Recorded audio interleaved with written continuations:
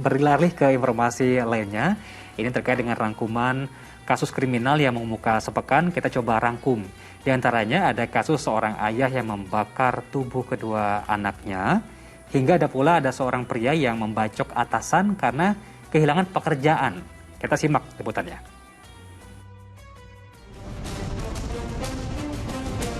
Sakit hati diberhentikan dari pekerjaan, seorang pria membacok atasannya yang baru keluar dari tempat parkir.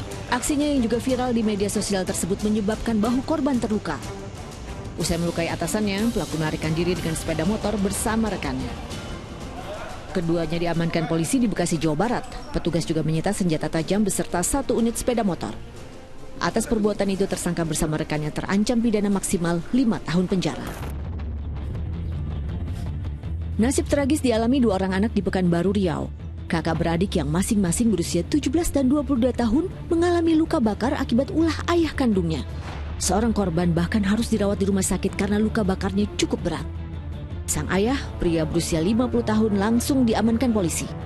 Rupanya, kedua korban berupaya mencegah aksi penganiayaan yang hendak ditujukan kepada sang ibu di halaman rumah mereka. Tubuh korban tersiram bensin dan disulut dengan korek api yang telah disiapkan pelaku. Hukuman 15 tahun menjerat tersangka. Seorang pria 50 tahun di Batubara, Sumatera Utara tewas usai ditikam besannya dengan pisau belati. Insiden bermula dari cekcok korban dengan sang menantu yang menggadaikan sepeda motornya usai kalah berjudi. Tak terima anak lelakinya dianiaya, bahkan istri tersangka juga diancam, membuat pelaku gelap mata melakukan penyerangan balik. Pria yang sudah berusia 83 tahun itu kemudian bertanggung jawab atas apa yang dilakukannya dengan menyerahkan diri ke polisi. Minuman keras oplosan kembali menelan korban jiwa. 2 orang remaja di Sukabumi meninggal dunia, sedangkan 7 lainnya sempat tak sadarkan diri hingga harus dibawa ke rumah sakit. Ke-9 remaja itu sebelumnya mengadakan pesta miras oplosan di sebuah villa. Bahan dasar minuman yang mereka konsumsi adalah alkohol murni 70%. Sementara di Jepara, jatuhnya korban akibat minuman keras yang dioplos bahkan sampai menewaskan 9 orang. Mereka berpesta dengan 9 orang lainnya di sebuah warung angkringan. 8 orang diantaranya hingga kini masih dalam perawatan di rumah sakit. Polisi telah menetapkan pemilik angkringan sebagai tersangka dengan ancaman hukuman 15 tahun penjara. Ya, itu dia tadi beberapa kasus yang mencuat selama sepekan ini. Kalau kita melihat beritanya, kita bersyukur sekali ya Ustaz, kita tidak menjadi bagian dari cobaan-cobaan tersebut.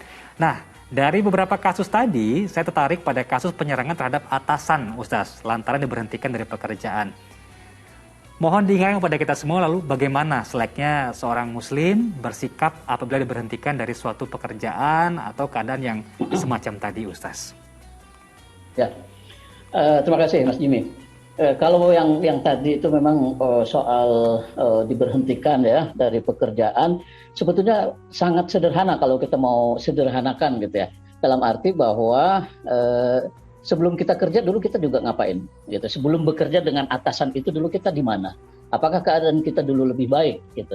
Jadi keadaan bisa berubah-ubah. Jadi kalau dulu memang kita nggak punya pekerjaan, lalu sekarang punya pekerjaan, dan setelah itu kita diberhentikan, sebetulnya biasa-biasa saja gitu. Besok toh insya Allah akan ada pekerjaan lagi. Mungkin di sini nggak cocok, cocoknya di tempat lain gitu. Atau yang kedua, ya harus introspeksi juga.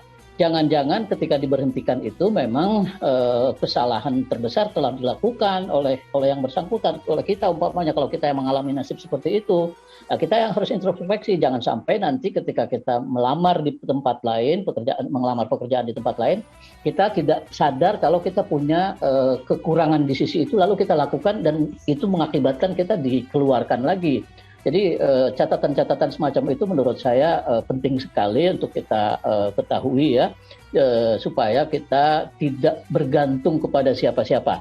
Ingat-ingat sajalah seperti tadi, ketika kita dicopot, di PHK, dikeluarkan dari pekerjaan. Dulu juga sebelum kita kerja kan kita juga nggak punya kerjaan juga. Apalagi kalau tarik mundur ke belakang, waktu lahir kita juga nggak punya apa-apa, kita nggak punya uang sepeser pun, nggak bisa ngomong, nggak bisa apa-apa. Tapi toh dengan berjalannya waktu, kita bisa sekolah, kita bisa belajar, kita bisa punya pekerjaan dan seterusnya. Artinya ini kan mungkin hanya sesaat gitu, hanya sehari 2 hari atau beberapa waktu. Kalau kita terima ini sebagai takdir keputusan Allah, lalu kita mohon kepada Allah untuk memberikan kita yang terbaik dari yang sekarang, tentu itu akan lebih baik secara keimanan buat kita, dan boleh jadi Allah benar-benar akan mengabulkan permohonan kita karena kita sudah menerima takdir yang Dia berikan gitu. Berbeda ketika kita umpamanya tidak terima. Padahal Allah ini, katakanlah Allah membuat skenario kita dikeluarkan dari satu pekerjaan dengan menyiapkan pekerjaan lain yang lebih bagus, gitu ya, umpamanya yang lebih bagus.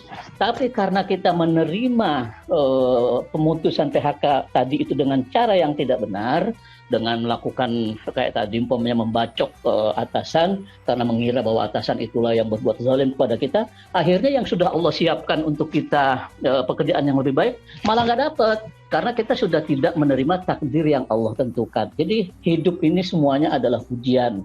Apapun yang baik, yang buruk, yang susah, yang senang, semua itu ujian. Kalau kita menghadapinya dengan baik, insya Allah keadaan akan lewat. Sehari dua hari akan lewat begitu saja, dan kita akan dapat yang lebih baik.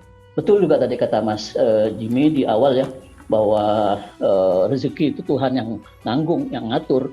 Itu usaha kita semaksimal apapun, kalau Allah belum mengatakan kun kepada sang rezeki untuk menjadi milik kita, ya nggak akan jatuh ke tangan kita. Saya kira ya Mas Jimmy. Baik, ini sungguh kita diingatkan bahwa bukan cuma ujian malah buruk, kebaikan, kelancaran pun juga bisa menjadi suatu ujian sebenarnya Ustaz ya.